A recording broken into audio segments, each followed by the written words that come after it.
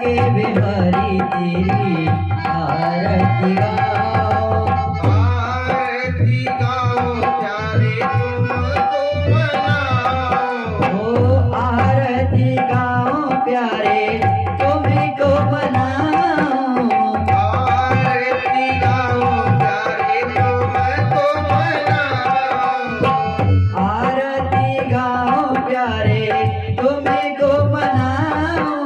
प्यारी छवि तेरी मन में बसाओ। श्री भाग्य बिहारी तेरी आरती गाओ। मोर मुकुट माथे पे सोहे। मोर मुकुट माथे पे शोभे। प्यारी बंसी मेरो मन मोहे। ओ प्यारी बंसी मेरो मन मोहे।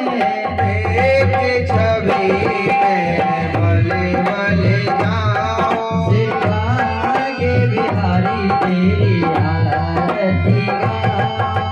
चरणों से निकली गंगा प्यारी। चरणों से निकली है गंगा प्यारी। जिसने सारी दुनिया तारी। जिसने सारी दुनिया तारी। उन चरणों के दर्शन पाओ। श्री भाग्य बिहारी तेरी आरती गाओ। दासयनाथ की नाथ आसमाओ। काशी अनाथ की नाथ आप हो।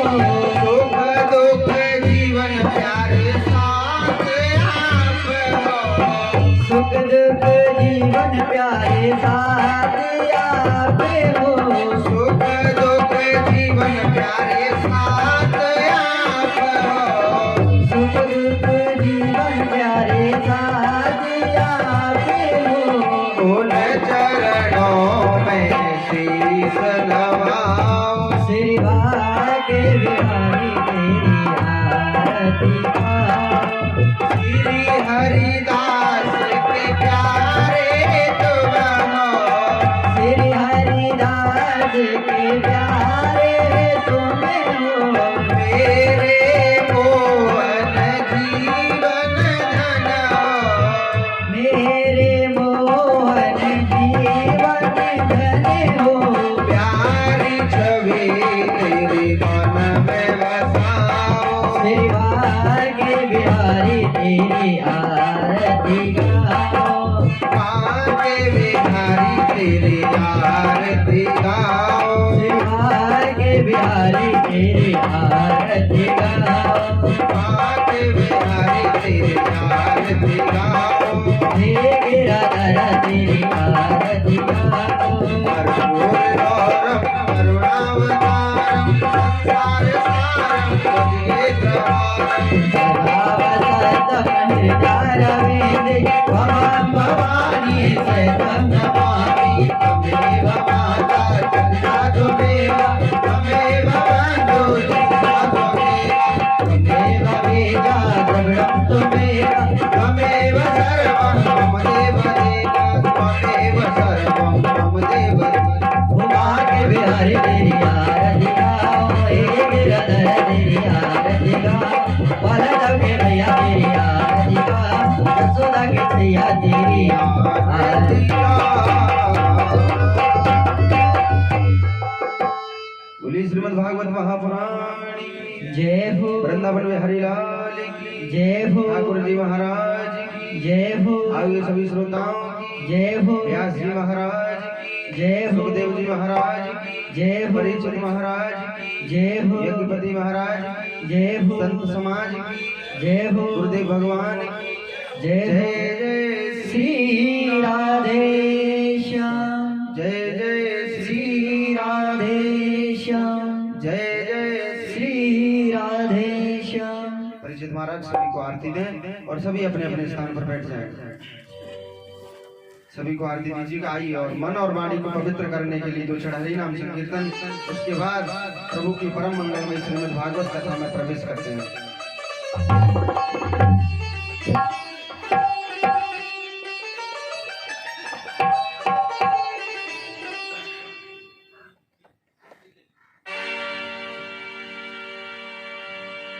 भुवनगिरी हो अयोध्यासी,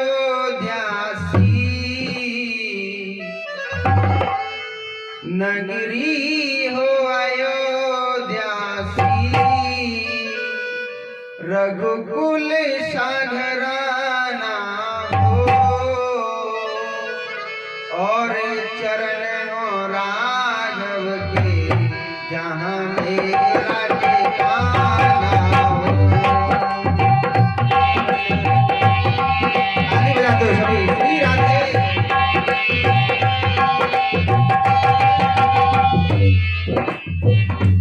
नगरी हो अयोध्यासी, रघुकुल सागराना हो, और चरण को राघव के, जहाँ मेरा ठिकाना हो।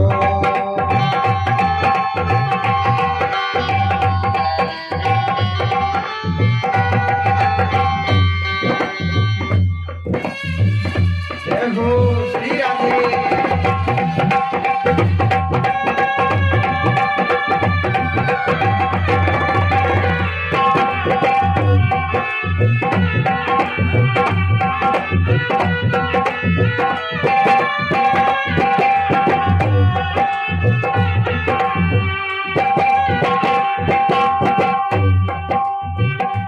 हो त्याग भरत जैसा, सीता सी नारी हो। हो त्याग भरत जैसा, सीता सी नारी हो, और लव कुश के जैसी संतान हमारी हो।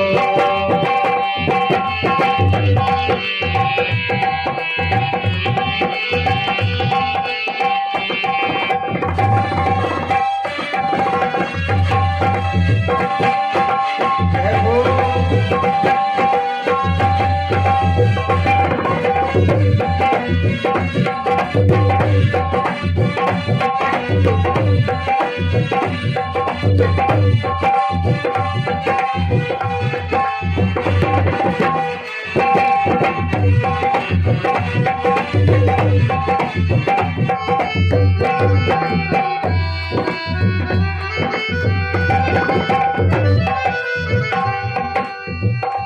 श्रद्धा हो श्रवण जैसी, श्रद्धा हो श्रवण जैसी, सबरी सी भक्ति हो।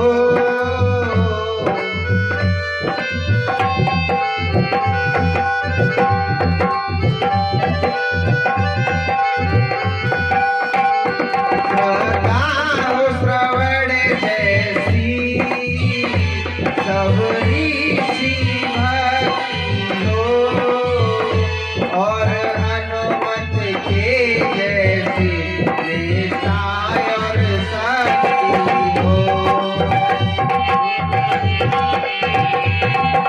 जय हो श्री राधे।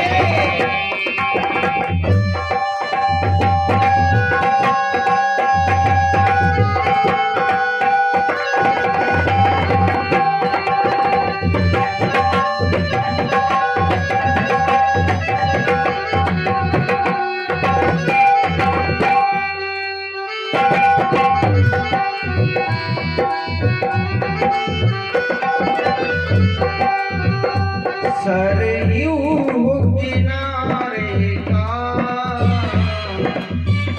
सरयू का किनारा हो,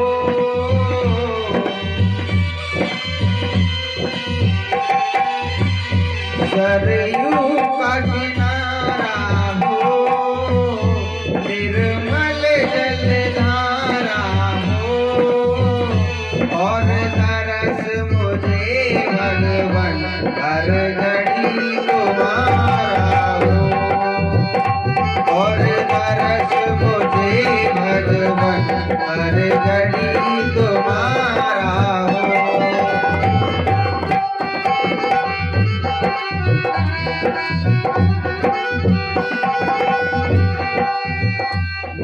नगरी हो अयोध्यासी, रघुकुल सागराना हो, और चरण हो राघव के जहाँ मेरा ठिकाना हो, और चरण हो राघव के जहाँ मेरा ठिकाना हो। नगरी हो अयोध्यासी, रघुकुल सागराना हो, और चरण हो राघव के जहाँ मेरा ठिकाना हो, और चरण हो राघव के जहाँ मेरा ठिकाना हो, और चरण हो राघव के जहाँ मेरा ठिकाना। बोलिए रामचंद्र भगवान की जय हो। आइए अकार करोड़ा वरोड़ा लय वक्त वांछा कल्प करो राधे राधे। अनंत कोटि ब्रह्मांड नायक मर्यादा पुरुषोत्तम भगवान श्री राघवेंद्र सरकार तथा प्राण आराध्या हृदयेश्वरी जनक नंदिनी श्री सीता जी, कथा में उपस्थित सभी श्रद्धालु जन, माताएं बहनें, संत सवार, संत भगवान एवं सद्गुरुदेव भगवान, दूर दूर से आए हुए श्रोतागण जातिगण एवं सभी के चरणों में व्यास मंच की ओर से सत सत नमन। राधे राधे, राम राम राम। आइए आज कथा का दूसरा दिवस है। कल कथा का पहला प्रथम दिन रहा। कलश यात्रा बहुत अच्छी रही नर्मदे मैया की कृपा से, और आज कथा का दूसरा दिन है। तो जहाँ तक मेरी आवाज जा रही हो, सभी से माता बहना भैयाओं से कहना है कि ज्यादा से ज्यादा कथा पंडाल में आने की कृपा करें और प्रभु की परम मंगलमयी कथा को सुनकर अपने जीवन को धन्य बना। तो देखिए आज कथा का दूसरा दिन है, और कथा सुनने का लाभ यानी कि मौका उनको मिलता है जिन्होंने अपने पूर्व जन्म में न जाने कैसे पुण्य किए हैं, तब उन्हें ऐसी पावन धरती यानी कि नर्मदा मैया के चरणों में बैठ करके श्रीमद् भागवत कथा सुनने का फल प्राप्त हो रहा है। इस कथा को सुनने के लिए महाराज देवता भी तरसते हैं। इस कथा को सुनने के लिए देवता भी तरसते हैं। जो देवताओं को वस्तु नहीं मिल सकती, वह हम जैसे तुच्छ प्राणियों को प्राप्त होती है। तो संत कहते हैं कि देखिए भगवान कभी कभी अपने प्रेम में आकर कभी कभी हम लोगों को मनुष्य का जन्म देते हैं। आपने सुना होगा कि ये मनुष्य जीवन हर किसी को प्राप्त नहीं होता है। पृथ्वी पर हजारों जीव हैं, किसी को चींटी का जन्म मिला है, किसी को हाथी का, किसी को कुत्ते का मिला है, किसी को कुछ मिला है, किसी को कुछ मिला है। हर किसी को मनुष्य का जन्म नहीं मिलता है। मनुष्य का जन्म उसे मिलता है जिसने अपने पूर्व जन्म में ना जाने कितने अच्छे कर्म किए हों, पाप किए हों, पुण्य किए हों, और जो पाप करते हैं उन्हें तो आपको पता ही है कैसा जीवन मिलता है। तो भगवान कभी कभी हम जैसों पर दया करके और हमें मनुष्य जीवन प्रदान करते हैं। देखिए मनुष्य जीवन जब मिलता है, मनुष्य जीवन मनुष्य को, तो मनुष्य एक बात भूल जाता है। जब माँ के गर्भ में था, तो जब व्यक्ति मनुष्य अपनी माँ के गर्भ में होता है तो कभी इधर पलटता है, कभी इधर कभी इधर। अब उसे एक तरह का उसमें भोग नहीं लगते, यानी कि उसे कष्ट होता है उसमें। तो भगवान से प्रार्थना करता है, प्रभु से प्रार्थना करता है कि हे मेरे गोविंद, हे प्रभु जी, आप मुझे यहाँ से बाहर निकाल दीजिए, आप मुझे यहाँ से बाहर निकाल दीजिए। मैं नित्य भजन पूजा आपकी आराधना किया करूंगा। लेकिन जब गर्भ में था तब ये सब कह रहा था, और जैसे ही मैया के गर्भ से बाहर आया मनुष्य सब भूल जाता है। केवल उसे याद रहता है कि हमें घर कैसे चलाना है, धन कैसे कमाना है, ये याद रहता है। तो वही बात, जब मनुष्य संकट में होता है, किसी परेशानी में होता है, तब भगवान को याद करता है, तब भगवान को याद करता है। लेकिन जब सुख आ जाता है तो भगवान को भूल जाता है। अगर महाराज व्यक्ति भगवान को सुख में ही सिमरे, सुख में ही भगवान को याद करे, तो फिर दुख की घड़ी आए क्यों? हैं? भगवान को हम लोग दुख में बुलाते हैं। जैसे कि हमारे ऊपर कोई संकट पड़ा है, कहीं फंस गए अकेले जंगल में, सामने शेर खड़ा हुआ है, जंगल में अकेले हैं, सामने कोई जानवर खड़ा हुआ है, वह हमारी तरफ आ रहा है हमें खाने के लिए, तो हम प्रार्थना करेंगे, हे प्रभु हमें इससे एक बार बचा दे, तो मैं यहाँ आऊंगा, इस तीर्थ पे आऊंगा, तेरे दर्शन करने आऊंगा, 5 किलो का घंटा चढ़ाऊंगा। तो कैसे भी करके उसकी जान बच जाती है। जैसे ही घर आया तो सब भूल जाता है। तो भगवान विचार करते हैं कि जब तक इस पर विपत्ति थी तब ये मुझे याद करता था, लेकिन जैसे ही घर आया तो ये तो सब भूल गया कि मैंने क्या कहा था। तो कहने का तात्पर्य, अगर मनुष्य भगवान को सुख में ही याद करे तो दुख किस बात का होगा। तुलसीदास जी लिखते हैं कि दुख में सुमिरन सब करे, कि दुख में सुमिरन सब करे, और सुख में करे ना कोई, और जो सुख में सुमिरन करे दुख का एको होए रे भैया, दुख का एको होए रे भैया।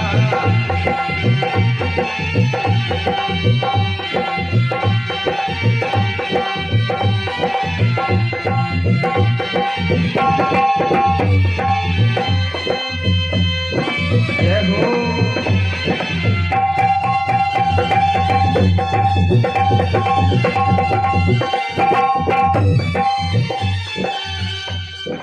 दुख में सुमिरन सब करे, सुख में करे न को, जो सुख में सुमिरन करे दुख का एको होए रे भैया, दुख का एको होए। जय हो।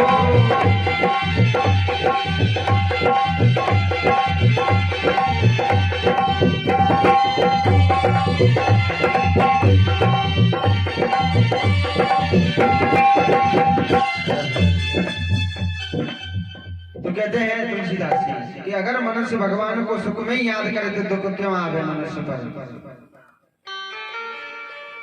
तो देखिए इधर भगवान कभी कभी हम जैसों पर और ये दया करते हैं और हमें मनुष्य का जीवन प्रदान करते हैं। और इस मनुष्य जीवन को पाकर के अगर हम लोग भगवान को भजन ना करें, दया ना करें, फिर हमारा जीवन बेकार है।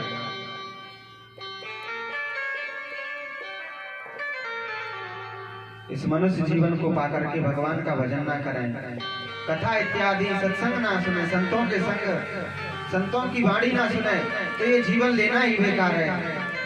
इससे अच्छा तो भगवान गधा बना देता, दिन भर लगे रहते हैं, वही ठीक है। तो देखिए मनुष्य का जीवन पाकर के हमें भगवान की कथाएं सुननी चाहिए, संतों का संग सत्संग करना चाहिए। तो यहाँ भी मैं कहना चाहूंगा, जहां तक मेरी आवाज जा रही हो, सभी कथा सुनकर के अपने जीवन को धन्य बनाएं। और तुलसीदास जी कहते हैं कि कबहू की करी करुणा नर देहि, कि कबहू की करी करुणा नर देहि, देतई सविनो हेत स्नेहि, देतई सविनो हेत स्नेहि।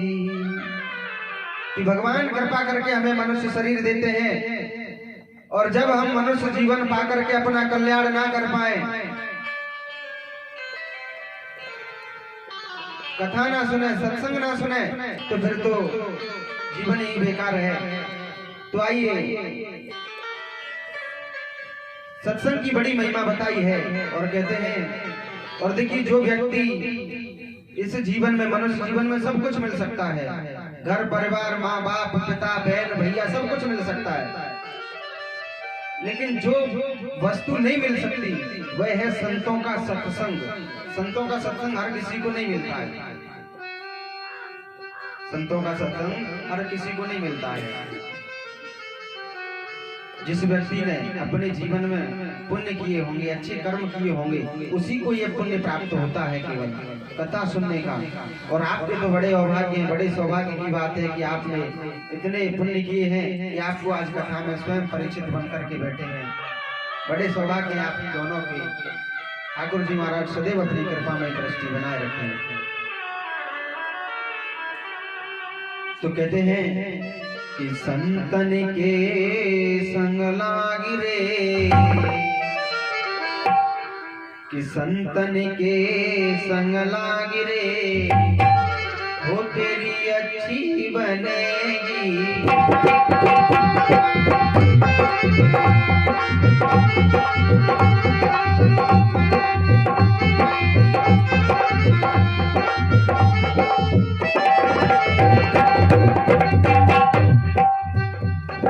संतन के संग लाग रे, संतन के संग लाग रे, तेरी अच्छी बनेगी। संतन के संग लाग रे, वो तेरी अच्छी बनेगी। वो राधे ताली बजा दो सभी। हरि बोल।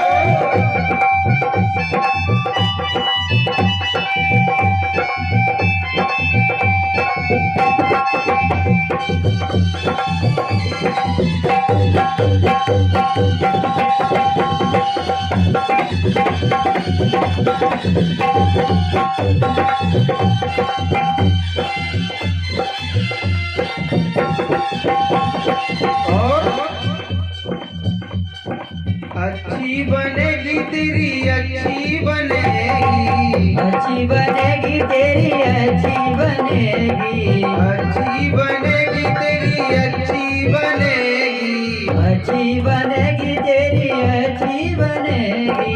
संतन के संग लाग रे,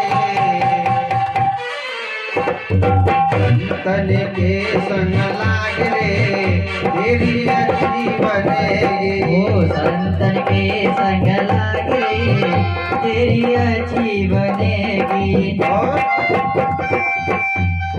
ध्रुव की बन गई प्रहलाद की बन गई, ओ ध्रुव की बन गई प्रहलाद की बन गई, ध्रुव की बन गई प्रहलाद की बन गई, ध्रुव की बन गई प्रहलाद की बन गई। देखिए जब ध्रुव जी महाराज ने अपने घर से निकले हैं भगवान को पाने के लिए, तो सबसे पहले उन्हें संतों के दर्शन हुए, सबसे पहले उन्हें संत मिले।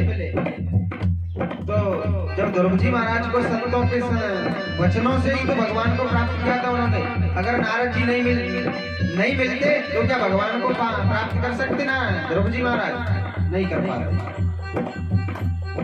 ध्रुव की बन गई प्रहलाद की बन गई, ध्रुव की बन गई प्रहलाद की बन गई। संतन के संग लाग रे, संतन के संग लागे तेरी अच्छी बनेगी। संतन के संग लाग रे हो तेरी अच्छी बनेगी। तेरी अच्छी बनेगी। हो तेरी अच्छी बनेगी। तेरी अच्छी बनेगी। हो तेरी अच्छी बनेगी। तेरी अच्छी। देखिए, इस जीवन में सब कुछ मिल सकता है, माँ बाप भाई बहन, लेकिन संत नहीं मिल सकते, ना संतों का सत्संग। जब कई जन्मों के पुण्य उदय होते हैं तब कहीं जाकर के हमें यह संतों का सत्संग एवं भगवान की कथा सुनने के लिए मिलती है।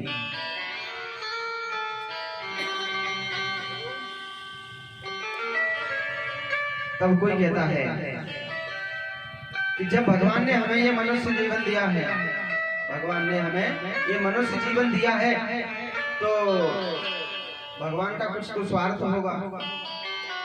भगवान का कुछ तो स्वार्थ होगा। जैसे हम किसी के यहाँ पर नौकरी करते हैं, तभी तो कोई हमें सैलरी देगा। नौकरी नहीं करेंगे तो हमें कोई वैसे ही थोड़ी दे देगा। तो वही प्रश्न करते हैं कि जब भगवान ने हमें यह जीवन दिया है तो कुछ तो उनका स्वार्थ होगा, तभी भगवान ने हमें यह मनुष्य जीवन दिया है। तब संत कहते हैं कि भगवान का कोई स्वार्थ नहीं है, भगवान निस्वार्थ है। केवल भगवान ने हमें यह जीवन इसलिए दिया है कि हम स्वयं अपने जीवन में ऐसे पुण्य करें और भगवान को फिर से प्राप्त कर सकें। पिछले जन्म में तो पता नहीं क्या किया होगा, लेकिन इस जन्म में तो कम से कम अच्छे कर्म करके और भगवान को प्राप्त कर लो। तब गोस्वामी तुलसीदास जी कहते हैं कि जिस व्यक्ति की आंखों पर जैसा चश्मा चढ़ा होता है उसे वैसा ही संसार दिखाई देता है। क्योंकि कोई व्यक्ति अगर चोर होगा तो उसे सब लोग चोरी दिखेंगे, अगर कोई अच्छा व्यक्ति होगा तो उसे सब लोग अच्छे दिखेंगे। लेकिन भगवान हमें निस्वार्थ जन्म देते हैं मनुष्य का। इस मनुष्य जीवन में उनका कोई स्वार्थ नहीं है।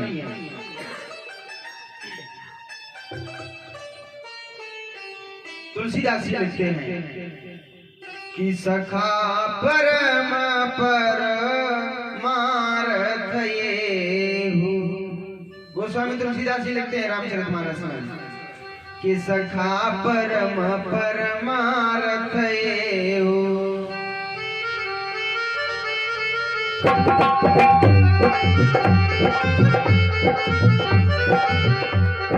सखा परम परमार्थ ये हूँ।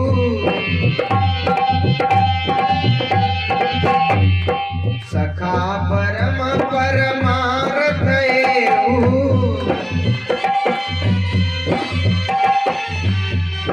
मन क्रम वचन राम पद नेहु। मन क्रम वचन राम पद नेहु। सखा परम परमार्थ ये हूँ, मन क्रम वचन राम पद नेहु। जब भगवान राम, देखिए उस समय की बात है जब भगवान राम वनवास के लिए जाते हैं, तब केवट के पास आए राम। तब लक्ष्मण जी निषाद राज से कहते हैं कि अरे मित्र, संसार में परमार्थ यही है। पहले तो निषाद जो महाराज गौराज निषाद थे, श्रृंगवेरपुर के राजा, वे लक्ष्मण जी से प्रश्न करते हैं कि हिम भैया लक्ष्मण, आप हमें यह बताइए कि स्वार्थ और परमार्थ में क्या अंतर है। स्वार्थ और परमार्थ में क्या अंतर है।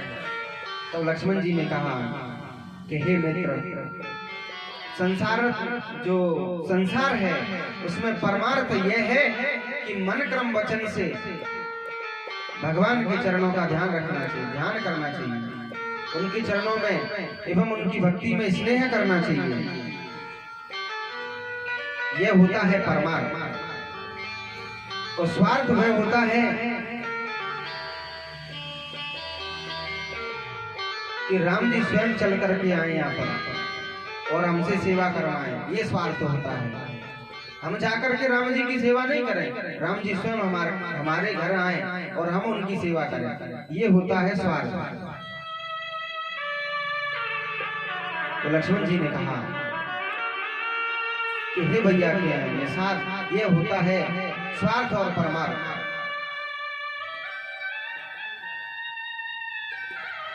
उदाहरण स्वरूप एक बार जनकपुर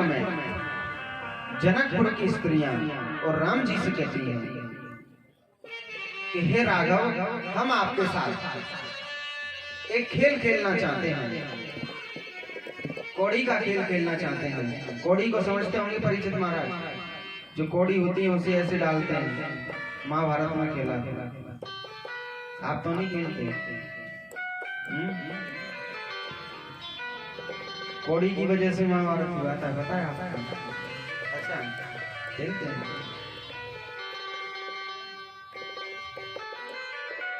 तो जनकपुर की जानकी मैया की जो सखियां हैं वह कहती हैं कि राघव, हम आपके साथ एक खेल खेलना चाहते हैं। वह खेल यह है कि राम जी ने कहा कि हाँ, तो हम तैयार हैं खेलने के लिए, आप बताइए क्या खेल है। तो सखियां बोली कि हे राघव, जब तक खेल में हार जीतना हो ना, अच्छा नहीं लगता है ना। जब तक खेल में हार जीतना हो तो खेल अच्छा नहीं लगता। तो हार जीत में कुछ दाव लगाते हैं। राम जी बोले हाँ, हमें मंजूर है, आप बताइए क्या दाव लगाना चाहती हैं। तो जनकपुर की स्त्रियां कहती हैं, हे राघव, देखो हम कौड़ी का खेल खेलेंगे, अगर आप हार गए तो आप हमें अपने साथ अयोध्या ले चलोगे, अगर आप जीत गए तो आप यहाँ रहोगे। इस खेल में अगर आप जीत जाओगे ना तो आपको यहीं रहना पड़ेगा जनकपुर में। अगर आप हार गए तो आप हमें अपने साथ अयोध्या ले चलना। अब राम जी ने बिना विचार किए कह दिया कि हाँ ठीक है, मुझे मंजूर है। कह दिया कि हाँ ठीक है, मुझे मंजूर है। तो देखिए, पहली बार तो राम जी उस खेल में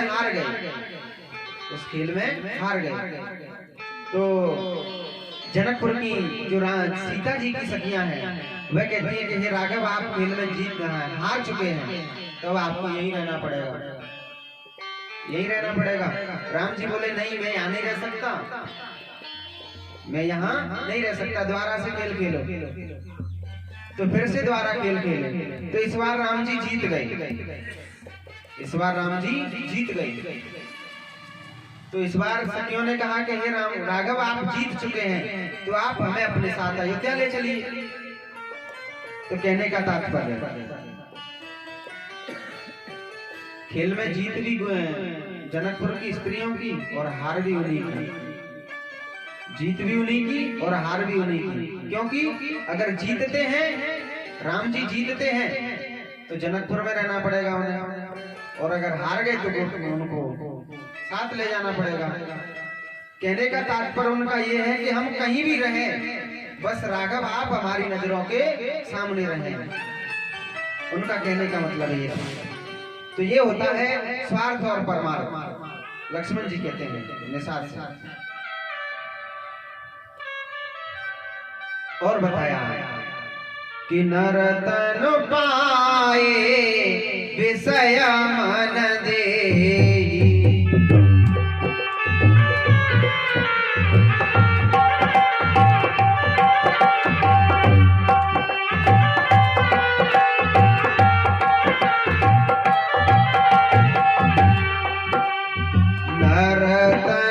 पाए विषय मन देहि।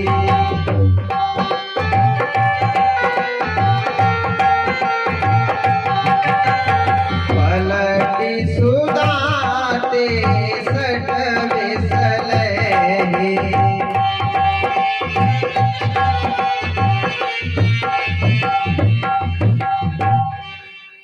कहा कि नर तन पाए विषय मन देहि, पलट सुधाते सठ विसलहि। भगवान स्नेह में आकर के और ये सुंदर सा मानव शरीर दिया है। अब आगे देखिए,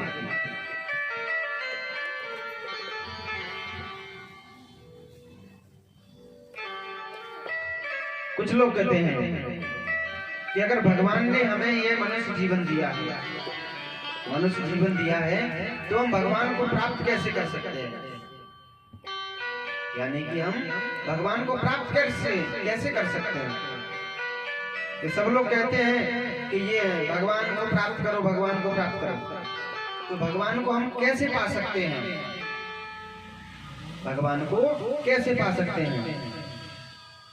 तो तुलसीदास जी लिखते हैं कि कहीं सुनहि अनुमोदन करहि, कहीं सुनहि अनुमोदन करहि। ते गोपदैव भवनिधि तरहि, ते गोपदैव भवनिधि तरहि। तुलसीदास जी कहते हैं कि सबसे सरल उपाय भगवान को प्राप्त करने का, ध्यान से सुनिएगा, कहते हैं कि सबसे सरल उपाय है भगवान को प्राप्त करने का। वो क्या है? वह है सबसे आसान तरीका भगवान की कथा सुनना। कथा सुनने से हमें भगवान की प्राप्ति होती है। कथा सुनने से भगवान की प्राप्ति होती है। कथा सुनने, आपने देखा होगा कि अगर आप कथा पांडाल में बैठे हो, तो आपको लगेगा कि हम साक्षात भगवान के दर्शन कर रहे हैं। लीलाओं के माध्यम से भगवान के साक्षात दर्शन कर रहे हैं।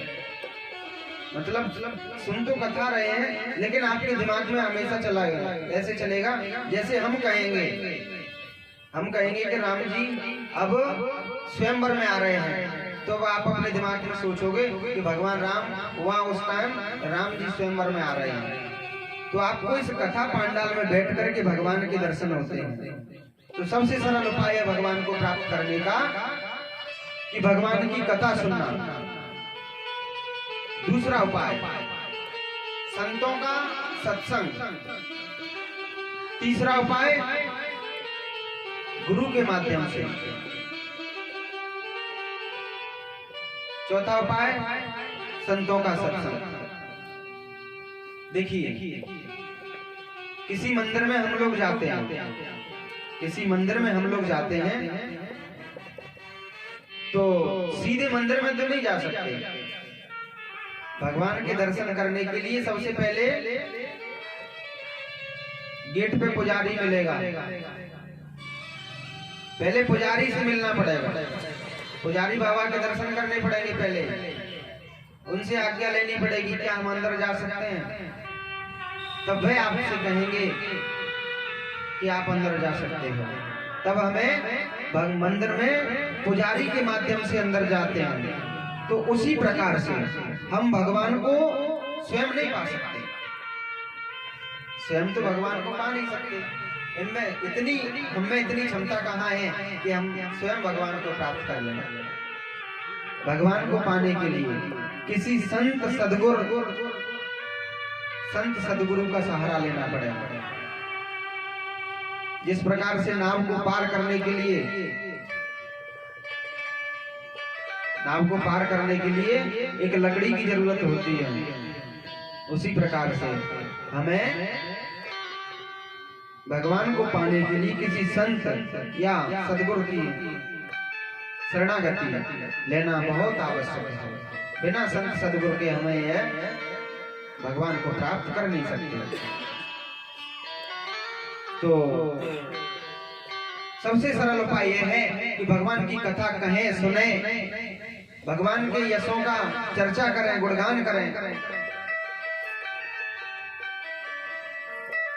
तो देखिए तुलसीदास जी जब इस प्रकार से समझा रहे हैं कि जब तक जीवन में हमें संतों का संग या सदगुरु का संग नहीं मिलेगा तब तक हम भगवान को नहीं पा सकते। और संत भी हमें ऐसे ही नहीं मिल जाते, संत भी हमें ऐसे नहीं मिलते। जब तक भगवान की कृपा ना हो तब तक संतों के भी दर्शन नहीं होते। रामायण में तुलसीदास जी लिखते हैं कि अब मोए भरोस हनुमंता,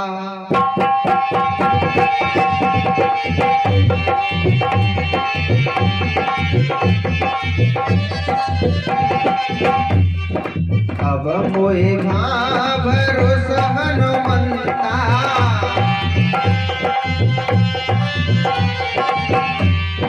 बिनु हरि कृपा मिले नहीं संता।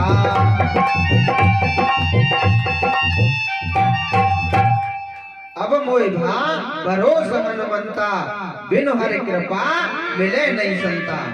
जब तक हरि की कृपा नहीं होती जब तक संतों के भी दर्शन हमें नहीं होते। लंका में जब हनुमान जी गए तो हनुमान जी ने देखा कि लंका में तो सभी राक्षस हैं, तो ये कैसा एक कुटिया बनी हुई है जिस पर एक तरफ रा और दूसरी तरफ माँ, राम जी का नाम लिखा है। देखिए विभीषण जी राम एक साथ इसलिए नहीं लिखते थे क्योंकि अगर राम एक साथ लिखते तो रावण उन्हें लंका से पहले ही निकाल देता है।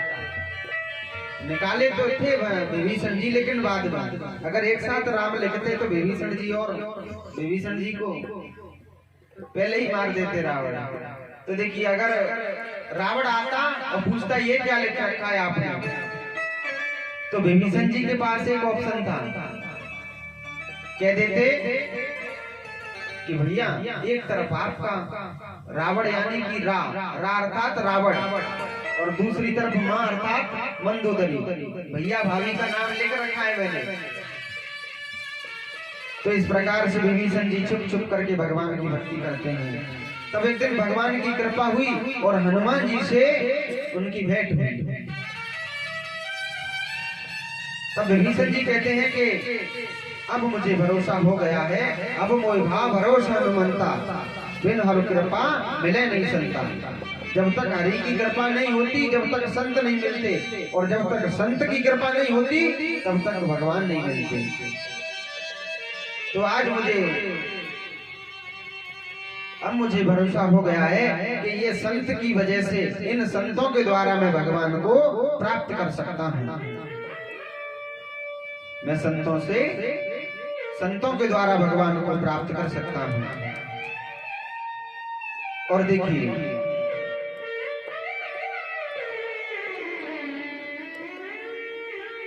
ये श्रीमद् भागवत कथा का अर्थ बताया है। कोई जन कहता है कि ये श्रीमद् भागवत क्या है, होता क्या है ये। अब कथा तो हर जगह होती है, लेकिन कथा है क्या, श्रीमद् भागवत क्या है। कथा तो कई होती है, देवी भागवत, राम कथा, शिव पुराण, सभी की कथा होती है। लेकिन ये क्या है, चीज क्या है ये। तब कहा भगवतस्य प्रोक्ता सह भागवत, भगवतस्य प्रोक्ता सह भागवत। भा कहने से, जिस भा कहने से अगर भक्ति प्राप्त हो, भा कहने से हमारे अंदर। देखिए भागवत का सर्वप्रथम शब्द है भा, भागवत, 4 शब्द है भागवत में, तो सर्वप्रथम शब्द है भा। तो भा कहने से अगर हमारे अंदर भक्ति आती है, भा कहने से अगर हमें भी भगवान से प्रेम होता है, हमारा भी मन करता है कि हम भी भगवान की कथा सुने, वह होती है भागवत। दूसरा शब्द है गा। तो गा कहने से अगर हमें ज्ञान की आहुति होती है, गा कहने से अगर हमें ज्ञान होता है, जैसे कि ये संत है, ये भागवत है, ये मंच है, ये सब है, अगर गा कहने से हमें ज्ञान होता है तो वह है भागवत। अब तीसरा अक्षर है वाह।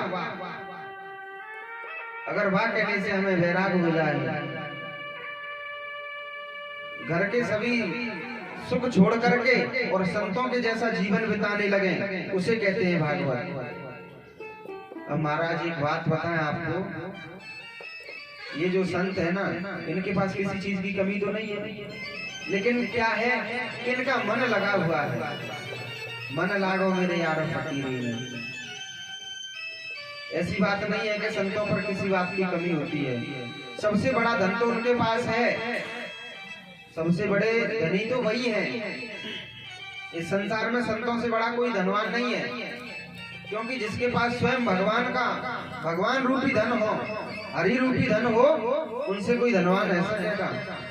हमारे पास तो केवल धन हो सकता है, हमारे पास धन हो सकता है, माया हो सकती है, लेकिन संतों जैसा धन हमारे पास नहीं आ सकता। आप लोग कहीं बैठ जाइए रास्ते में, आप लोग कहीं बैठ जाइए तो आपकी तरफ कोई देखेगा भी नहीं। अगर संत कहीं रास्ते में बैठ जाए तो हर कोई महाराज जी जय श्री राम, राधे श्याम, नर्मदे हर कह के निकलेगा, क्योंकि संतों के पास एक ऐसा धन है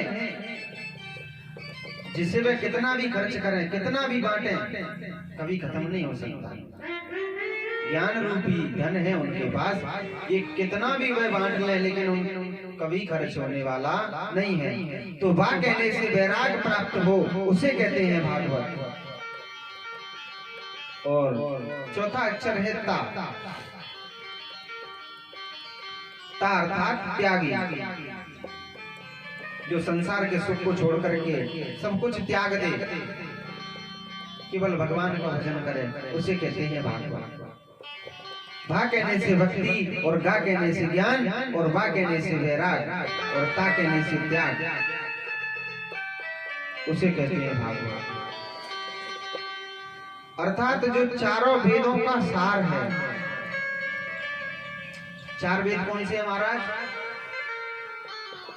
पहला वेद है साम, सामवेद, ऋग्वेद, यजुर्वेद और अथर्ववेद। ये जो चारों वेदों का सार है, उसे कहते हैं भागवत। और भा कहने से अगर कीर्ति उत्पन्न होती है अपने अंदर, उसे कहते हैं भागवत। गा कहने से ज्ञान की प्राप्ति होती है, और वा कहने से हम सभी में समानता आती है। जो हर किसी को अपने समान समझे, ना किसी को बड़ा समझे, ना किसी को छोटा समझे, ये सब हमें वा कहने से प्राप्त होता है। और ता कहने से यह संसार में सभी हमें अपने जैसे दिखे, उसे कहते हैं भागवत। तो भगवत से प्रोक्ता से भागवत, उसे कहते हैं भागवत। देखिए इस कथा को सुनने से, इस कथा को सुनने से दुख दूर भाग जाते हैं। अगर किसी व्यक्ति के जीवन में कितने भी दुख हो, कितने भी दुख हो, केवल एक बार इस कथा को सुन ले, उसके सारे पाप दूर हो जाते हैं, सारे दुख दूर हो जाते हैं। अब आप लोग कहोगे कोई प्रमाण है ऐसा? कोई ऐसा प्रमाण है जिससे कि इस भागवत को सुनने से किसी के दुख दूर हुए हों? तो एक प्रमाण नहीं है, कई हजारों प्रमाण हैं।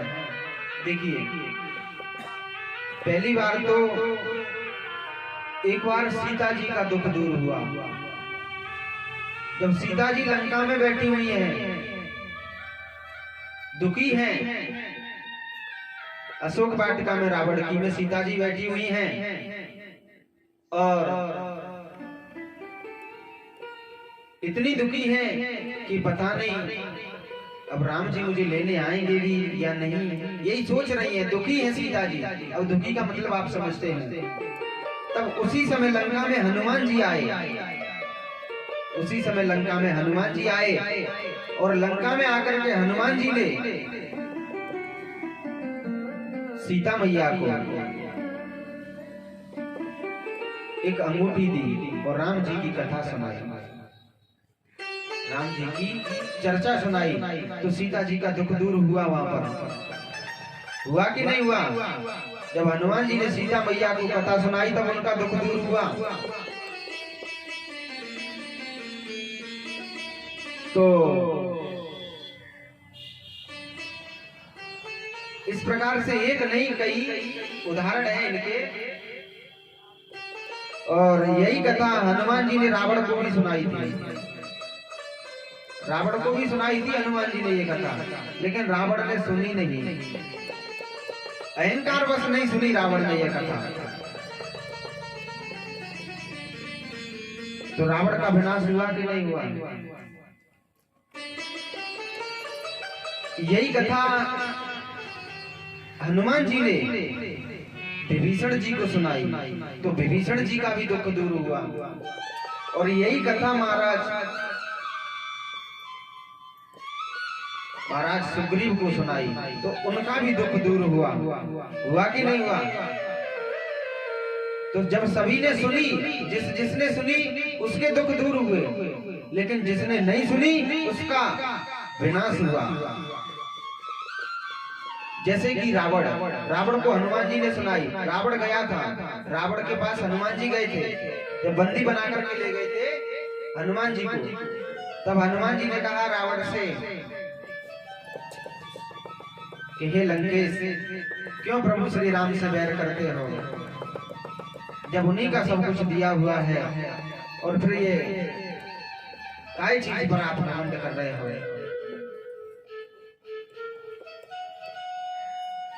लेकिन रावण ने अहंकार वश नहीं सुनी। अहंकार वश नहीं सुनी तो रावण का आपको पता है अंत कैसा हुआ था। 1 लाख फूट 1.25 लाख नाती ता रावण घर दिया ना। रावण के घर में कोई इतना नहीं बचा कि दिया भी जला सके उनके नाम का। और विभीषण ने सुनी तो विभीषण का दुख दूर हुआ और वे लंका के राजा बने कि तुमरो मंत्र विभीषण माना लंकेश्वर भय सब जग जाना। राम जी ने विभीषण ने राम जी की कथा सुनी तो वह लंका के राजा हुए। और यही कथा एक बार सभी बंदर भालू सीता जी की खोज में सीता जी को खोजने के लिए जा रहे हैं। तो समुद्र के तट पर खड़े हुए हैं। समुद्र के तट पर खड़े हुए हैं तो इधर उधर सोच रहे सभी बंदर भालू।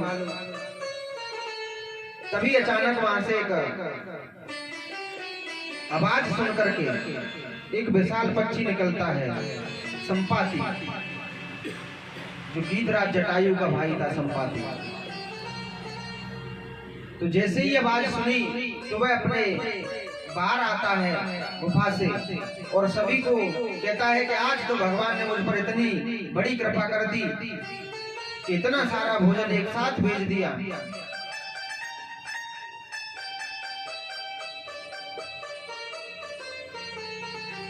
इतना सारा भोजन एक साथ भेज दिया मेरे लिए। तो महाराज हनुमान जी बोले कि हे संपाति, आप कैसी बात कर रहे हो, आप हम लोगों को खाने आए हो। अरे तुम्हारे जीवन पे धिक्कार है, एक तुम्हारे भैया थे गीधराज, जिन्होंने राम जी की सेवा में अपना जीवन अर्पण कर दिया, और तुम राम जी की सहायता करने के बजाय हम सबको खाना चाहते हैं। कि यही विधि कथा कहे बहुभांति, गिर कंदरा सुन संपाति। एक तुम्हारे भैया थे जिन्होंने राम जी की सेवा में और अपने प्राण त्याग दिए, और तुम राम जी की सहायता करने के बजाय हम सभी को मारना चाहते हो। तो यही कथा हनुमान जी ने संपाति को सुनाई, तो संपाति का भी दुख दूर हुआ। जो भूख रूपी उन्हें दुख था, उनका भी दुख दूर हुआ। तब उन्होंने भी राम जी की सहायता की। ऊंचे पर्वत पर जाकर के उन्होंने राम जी को कहा कि रावण ले गया है सीता जी को। संपाति का दुख दूर हुआ कि नहीं हुआ? तो भैया देखिए, एक नहीं कई उदाहरण है इसके। श्रीमद् भागवत कथा को सुनने से अच्छे अच्छों के दुख दूर हो जाते हैं। और लेकिन इस कथा की परख वही कर सकता है जो इस कथा को समझ सकता है कि ये चीज क्या है। जिस प्रकार से हीरा होता है ना, हीरे को जवारी ही परख सकता है, उसी प्रकार इस कथा को भी वही परख सकता है। उस कथा का लाभ वही ले सकता है जिसने भली भांति भगवान को चिंतन किया हो और भली भांति भगवान की भक्ति की हो। एक बार अच्छा, अगर आप हीरे को किसी साधारण व्यक्ति को दिखाओ और उससे कहो भैया ये क्या है, तो वह कहेगा ये कांच का टुकड़ा है, क्योंकि उसे जानकारी नहीं है कि हीरा होता कैसा है। अगर उसी कांच के टुकड़े को आप किसी जवारी को, सुनार को दिखाओ, तो वह उसकी कीमत लगा सकता है कि ये क्या चीज है। वह बताएगा उसकी वास्तविक कीमत।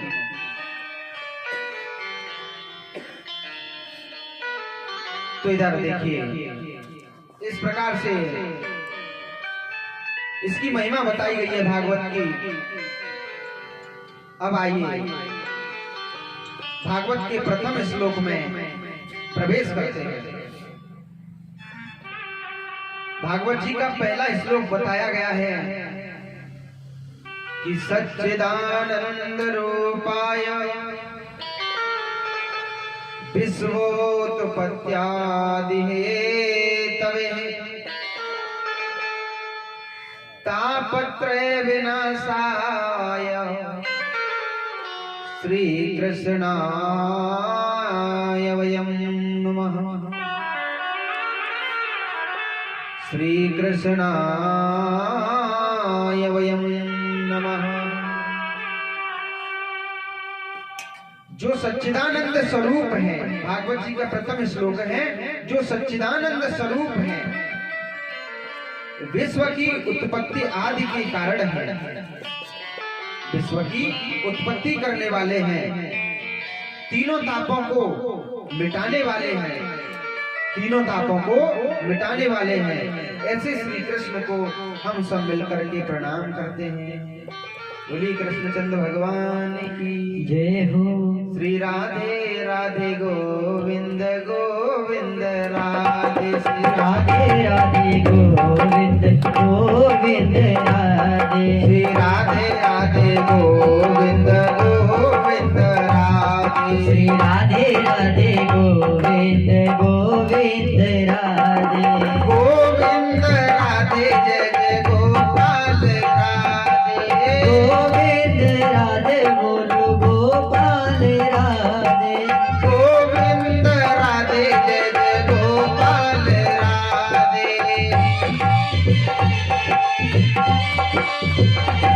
श्री राधे राधे गोविंद गोविंद राधे, श्री राधे राधे गोविंद गोविंद राधे। हरि बोल, जय बोल, ताली बजा दो सब राधे।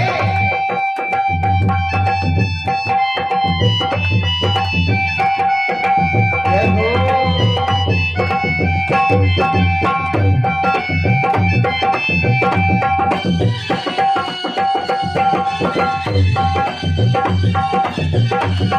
श्री